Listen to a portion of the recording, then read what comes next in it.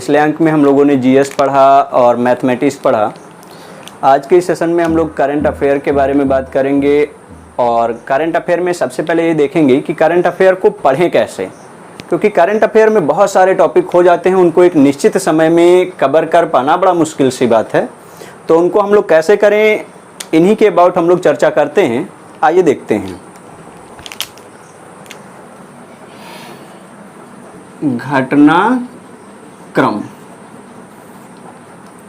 Current affairs, समसामयिक घटनाएं।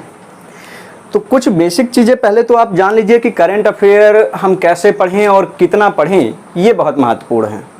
क्योंकि पूरे परीक्षा के दौरान करंट अफेयर आप देखते हैं कि प्रत्येक परीक्षा में बहुत ज़्यादा पूछा जाता है और इसका सिलेबस आपके सारे विषय के सिलेबस से बहुत ज़्यादा है।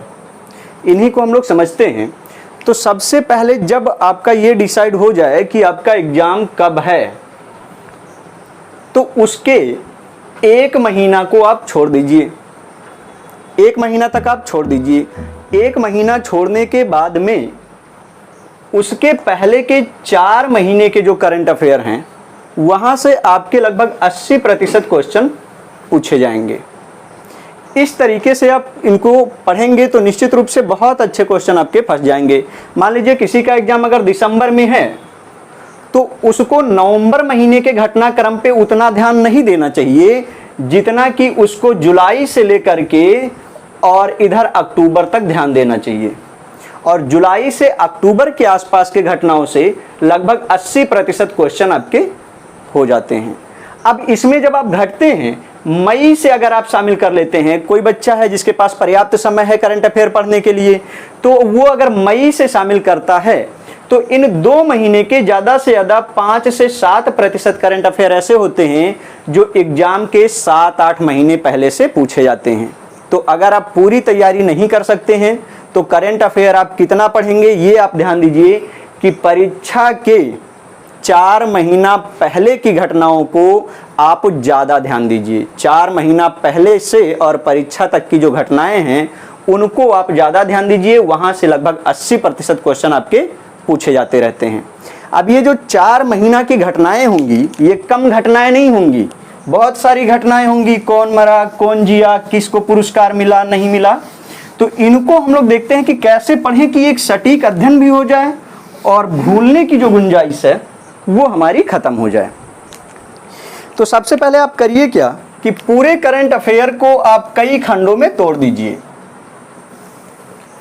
जैसे करंट अफेयर पूछे कहां कहां से जाते हैं, तो एक जो क्षेत्र है वो है इनका रक्षा क्षेत्र। प्रत्येक परीक्षा में रक्षा क्षेत्र से क्वेश्चन 10% तक आते हैं। अब ये रक्षा क्षेत्र है क्या? ये रक्षा क्षेत्र है मिसाइल। आप मिसाइल जानते हैं, कौन मिसाइल बनाई गई, किस देश ने बनाया, मारक क्षमता कितनी है, ये सारी चीजें पूछी जाती रहती हैं। मिसाइलों के बाद में युद्ध अभ्यास हैं आपके, युद्ध अभ्यास से क्वेश्चन पूछे जाते रहते हैं। ये सब रक्षा क्षेत्र के अंतर्गत आएंगे आपके। फला फला अभ्यास किन 2 देशों के बीच हुआ, 2+2 अभ्यास किन 2 देशों के बीच हुआ, आपने पढ़ा होगा, अमेरिका के साथ हुआ था। ऑपरेशन गरुड़, अभ्यास गरुड़ किसके बीच में होता है, आपने पढ़ा होगा, फ्रांस के साथ में होता है। ऑपरेशन वरुण किसके साथ होता है, फ्रांस के साथ में होता है। ऑपरेशन स्लाइनेक्स किसके साथ होता है, श्रीलंका के साथ होता है। अच्छा, ये घटनाएं ऐसी हैं, आपको हर बार नहीं पढ़ना है। आपने इस वर्ष पढ़ लिया, ये 2020, 25, 30 जब भी पेपर देंगे तो ये घटनाएं नहीं बदलेंगी। जो बच्चे बेसिक नहीं समझते करंट अफेयर पढ़ने की, वो हर साल रटते हैं स्लाइनेक्स श्रीलंका के साथ होगा, वरुण फ्रांस के साथ होगा, और हर साल भूलते हैं। आप एक बार बेसिक पकड़ो, युद्ध अभ्यास को समझो, जिसके साथ इस साल हुआ है उसी के साथ हर साल वो युद्ध अभ्यास होता है, बार बार नहीं बदलता। तो आप इनको पढ़ लीजिए। अब इनके अलावा 2 चीजें आपने पढ़ लिया, मिसाइल और युद्ध अभ्यास। अब रक्षा क्षेत्र में एक और चीजें आती हैं, आप उनको जरूर यहां पे ध्यान दे देंगे। रक्षा क्षेत्र के लिए ऑपरेशन चलाए गए हैं। जैसे अब इसमें आपके दोनों चीजें आ जाती हैं, कुछ तो आपके जो करंट अफेयर हैं वे हैं और कुछ जो परंपरागत जनरल नॉलेज के प्रश्न हैं। जैसे भारत सरकार द्वारा या भारतीय सेना द्वारा कारगिल विजय के लिए कौन सा ऑपरेशन चलाया गया? भारतीय सेना द्वारा नेपाल में बाढ़ त्रासदी के समय कौन सा ऑपरेशन चलाया गया? तो इस तरीके के प्रश्न, केरल में आई बाढ़ से बचने के लिए कौन सा ऑपरेशन चलाया गया? तो ये ऑपरेशन जो हैं ये भी बहुत महत्वपूर्ण तथ्य होते हैं और यहाँ से भी प्रश्न पूछे जाते हैं। एक बार अगर इनको ध्यान में दे करके आप पढ़ लेते हैं तो ये टॉपिक आपके यहाँ से क्लियर हो जाएंगे। अब इसके बाद जो दूसरा क्षेत्र आपका आता है रक्षा क्षेत्र के बाद में, और जहाँ से क्वेश्चन सबसे ज़्यादा पूछे जाएंगे बैंकिंग परीक्षाओं में, उसके बाद पीसीएस आईएएस परीक्षाओं में, और उसके बाद जो राज्य के अन्य एक दिवसीय परीक्षाएं हैं उनमें यहाँ से प्रश्न काफ़ी पूछा जाता है, वो है आपका आर्थिक क्षेत्र। आर्थिक क्षेत्र से क्वेश्चन बहुत अच्छे पूछे जाते रहते हैं। अब जो दूसरा सबसे महत्वपूर्ण टॉपिक है, मैंने बताया यहाँ से केवल 10% क्वेश्चन पूछे जाएंगे, और ये कहाँ के लिए महत्वपूर्ण है ये जान लीजिए। कहाँ के लिए महत्वपूर्ण है? तो ये आर्मी सेक्टर के लिए पहले नंबर महत्वपूर्ण है, पीसीएस एग्जाम के लिए महत्वपूर्ण है, आईएएस के लिए बिल्कुल नहीं महत्वपूर्ण है। इस टॉपिक से क्वेश्चन लगभग नहीं के बराबर आएंगे। पीसीएस स्तर तक यहाँ से क्वेश्चन बहुत अच्छे पूछे जाते हैं। बीईओ की जो परीक्षा है वहाँ से यहाँ बहुत क्वेश्चन पूछे जाएंगे, बहुत इंपॉर्टेंट है। टेट और टेट में नहीं, सुपर टेट में यहाँ से क्वेश्चन बहुत अच्छे पूछे जाते हैं, इसलिए इनको आप ध्यान दीजिए। अब जो ये टॉपिक है, कोई ऐसा कंपटीशन ही नहीं है जिसमें यहाँ से नहीं पूछा जाता। तो यहाँ से पूछा क्या जाता है? पहली बात जीडीपी यहाँ से उठता है, वो क्वेश्चन पूछा जाता रहता है। तो मैं आपको थोड़ा सा बेसिक यहाँ पे बता दूं, जीडीपी हर बार क्यों रटते हो कि कितना है। भारत में जीडीपी एक साल में सिर्फ 3 ही बार आती है। एक साल में जीडीपी सिर्फ 3 बार आती है, हर 4 महीने पर एक बार जीडीपी आती है। ठीक, तो 3 बार आपको एक साल में केवल 3 बार आपको इसे पढ़ना है। अब इसमें कौन कौन जीडीपी जारी करता है? तो कुछ जो है अलग अलग संस्थाएं हैं। पहली संस्था जो है वो है विश्व बैंक, वो सबके लिए जो है जीडीपी जारी करता है। आप बोलेंगे आईएमएफ, स्थापित कब हुआ था? आईएमएफ 1948 में स्थापित हुआ था। पिछले पीसीएस क्वेश्चन यही था, पूछा गया था आईएमएफ ने अपना कार्य कब शुरू किया था, तो यहां ध्यान देंगे।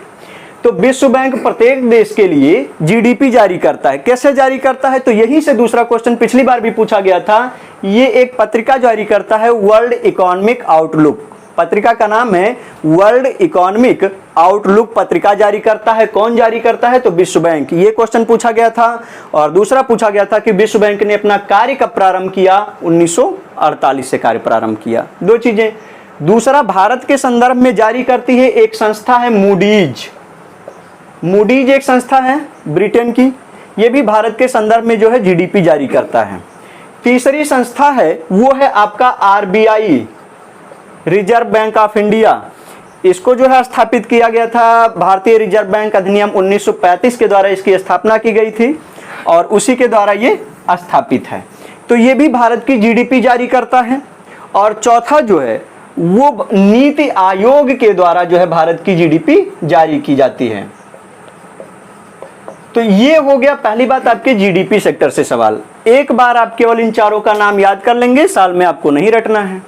हो गया। आप आर्थिक क्षेत्र आराम से न्यूज़पेपर में छोड़ सकते हैं, आपको नहीं पढ़ना है। फिर दूसरी बात, इसी में एक क्वेश्चन और बन जाता है आर्थिक क्षेत्र में। आर्थिक क्षेत्र में पिछले कुछ परीक्षाओं को मैंने जब निष्कर्ष निकाला तो उसमें एक प्रश्न जहां से पूछा जाता है वो है एमएसपी, मिनिमम सपोर्ट प्राइस, न्यूनतम समर्थन मूल्य। न्यूनतम समर्थन मूल्य से क्वेश्चन पूछा जाता रहता है। पिछले पीसीएस की परीक्षा को देखिए तो न्यूनतम समर्थन मूल्य वहां पर पूछा गया था गेहूं का। न्यूनतम समर्थन मूल्य को थोड़ा सा जानते हैं, ये जो है खेती के ऊपर, अनाज के ऊपर जो है सरकार के द्वारा घोषित किया जाता है। सरकार के द्वारा घोषित किया जाता है। अब हम जानते हैं कि भारत में 3 प्रकार की फसलें हैं, रबी, खरीफ और जायद। तो यानी इसका मतलब है कि ये एक साल में केवल 3 बार आता होगा। रबी, खरीफ और जायद के मौसम में 3 बार आता है। ठीक है। ये जारी कौन करता है? तो कृषि मंत्रालय जारी करता है।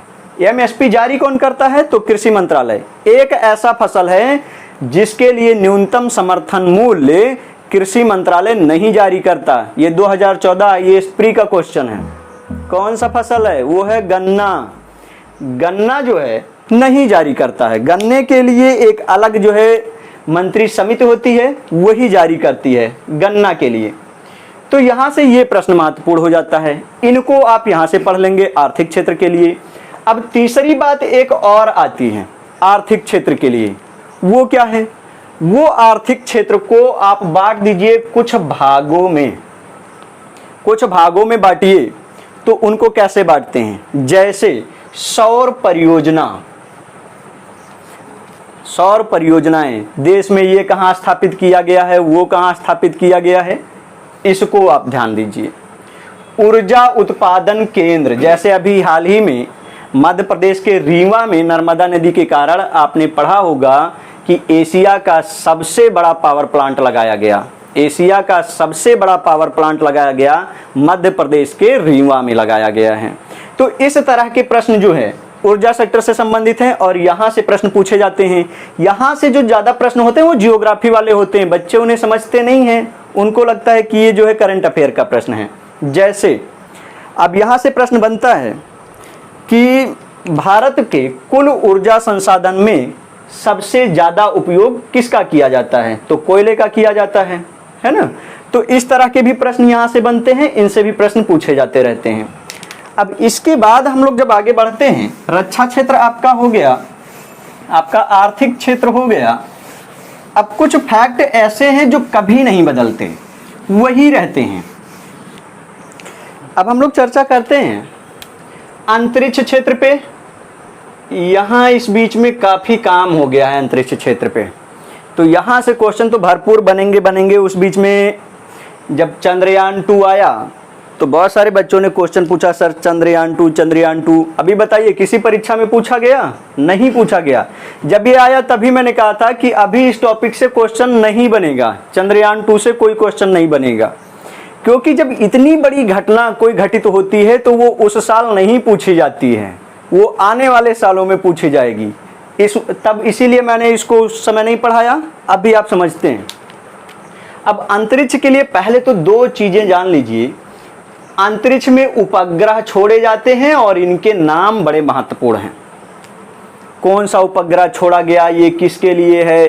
तो ये एक बात जानिए, उपग्रह जो भी छोड़े जाएंगे सिर्फ 2 साधन होगा। कौन कौन सा? एक PSLV, एक GSLV। कंप्लीट हो गया आपका अंतरिक्ष क्षेत्र। केवल 2 चीजें ध्यान दीजिए, एक PSLV polar satellite launch vehicle, और यहाँ जियो सैटेलाइट होगा। यहाँ से जब ध्रुवीय उपग्रह छोड़े जाएंगे तो वो PSLV से छोड़े जाते हैं। पोलर ध्रुवीय उपग्रह PSLV यान द्वारा छोड़े जाते हैं। बच्चे बहुत ही यान याद करते हैं, किस यान से भेजा गया था। सीधा जानो, अगर वो ध्रुवीय है तो PSLV से जाएगा, और अगर वो भूस्थैतिक है, जियो सैटेलाइट है, तो GSLV से जाएगा। अब और एक बात आती है कि इसको बनाया किसने? तो एक बात याद रखूं कि जिस सामान का प्रयोग लड़ाई में किया जाएगा वो भारत में केवल DRDO बनाएगा। आपको बहुत रटने की जरूरत ही नहीं है। जिस सामान का उपयोग लड़ाई में किया जाएगा वो केवल DRDO बनाएगा। अब कोई भी तोप आएगा, कोई भी मिसाइल आएगी, ये मिसाइल किस संस्था द्वारा बनाया गया, तो मिसाइल का प्रयोग कहाँ करेंगे? लड़ने के लिए। लड़ने जहां बातें आ जाए वहां वो केवल कौन बनाता है? DRDO बनाता है। और जब ऐसी कोई चीजें उपग्रह वाली आ जाए जिनको ऊपर भेजना है, तो जिनको ऊपर भेजना है वो केवल इसरो बनाएगा। कौन बनाएगा? इसरो बनाएगा। ध्यान क्लियर रखिए कि जब कोई उपग्रह जैसी चीजें होंगी, जैसे चंद्रयान 2 किसने बनाया? तो भाई चंद्रयान 2 उपग्रह है, तो उपग्रह कौन बनाता है? इसरो बनाता है, वही बनाएगा। DRDO लड़ाई वाली सारी चीजें यही बनाएगा। अब इसके लिए आपको अलग अलग याद करने की जरूरत नहीं है। नहीं चंद्रयान 2 कहां से छोड़ा गया, मंगलयान कहां से छोड़ा गया, सिंपल सा जानो, इसरो अपने सारे चीजें लॉन्च करेगा तो वो श्रीहरिकोटा से लॉन्च करेगा। बार बार मत रटना, एक ही बार केवल समझ लो बेसिक। कोई भी आई, आपसे पूछा गया फलाना मिसाइल किसने बनाया, तो मिसाइल का प्रयोग किस में करते हैं? मार करने में। तो कौन बना सकता है? DRDO बना सकता है। ठीक। अब पूछा गया कि मंगल मिशन कहां से लॉन्च किया गया, भैया तो मंगल मिशन बनाएगा कौन? इसरो। और इसरो अपना सारा लॉन्च कहां से करता है? श्रीहरिकोटा से। तो यहीं से लॉन्च किया गया होगा। बात समझ में आ गया। DRDO के लिए है, तो DRDO 2 स्थानों का प्रयोग कर लेता है। कौन कौन से? एक तो है पोखरण, जहां पे पहला परमाणु परीक्षण हुआ था, आप जानते हैं, और दूसरा है चांदीपुर। चांदीपुर मतलब उड़ीसा में है, जिनका नाम बदल दिया गया, अब्दुल कलाम द्वीप कर दिया गया। व्हीलर द्वीप इसी को बोलते हैं, अभी अब्दुल कलाम द्वीप हो गया है। तो ये 2 चीजें आपकी क्लियर हो गई कि कोई भी टैंक हुआ, मिसाइल हुआ, वो बनाएगा तो DRDO और परीक्षण करेगा तो इन्हीं में से, और इसमें ज्यादा नहीं, इसमें बम वाली चीजों का परीक्षण होगा। मिसाइल वगैरह, टैंक वगैरह जो भी होंगी, यहीं से परीक्षण। पढ़ना मत, वैसे टिक मारना सही जाएगा। यहां से इसको पढ़ना मत। कोई भी कहां से लॉन्च हुआ है, उपग्रह है तो कहां से लॉन्च होगा? श्रीहरिकोटा। पढ़ना नहीं है, वैसे टिक मारो, सही जाएगा। ठीक है, तो ये चीजें आपको ध्यान में रखना है। इसके आगे हम लोग एक क्षेत्र बचता है, उसको बोलते हैं जो है भौगोलिक क्षेत्र। काफी महत्वपूर्ण है, उसका अध्ययन हम लोग करते हैं भौगोलिक क्षेत्र से। इस वीडियो में हम आपको करंट अफेयर पढ़ा नहीं रहे हैं, सिर्फ ये बता रहे हैं कि पढ़ते कैसे हैं, और उसी के साथ साथ काफी चीजें आपकी क्लियर हो जा रही हैं। तो अब टॉपिक है हमारा कि भौगोलिक क्षेत्रों में सर क्या पढ़ लें कि हमें कंफ्यूजन भी ना हो और क्वेश्चन हमारे फंस जाया करें, हम ऐसा क्या पढ़ लें। तो ठीक है, अब भौगोलिक क्षेत्रों को 2 हिसाब से बांट लीजिए। कौन कौन से 2 हिसाब से बांट लें सर? तो पहला बांट लो, उसको विदेश में बांट दो, और दूसरा बांट दो अपने देश में। विदेश में बांट दो और बांट दो अपने देश में।